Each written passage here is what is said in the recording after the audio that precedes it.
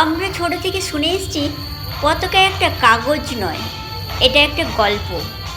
গেরুয়া খালি ত্যাগের নয়, এটা সাহসেরও রং। সবুজ শুধু মাটির নয়, এটা আগামী আশার রং। আর মাঝখানে যে নীল রঙের চক্রটা দেখতে পাই, সেটা আমাদের চলতে থাকার কথা বলে। আর সাদা হচ্ছে সত্যি ও শান্তির রং। এটা এমন একটি রং যা সব রং এসে এতে মিশে যেতে পারে।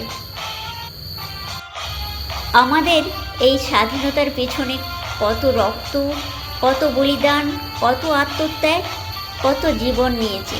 এর ফলে আমরা আকাশে এই পতাকাকে তত্তর করে উড়তে দেখছি। এই পতাকার রং শুধু পতাকার রং নয়, এটা আমাদের জীবনের রং।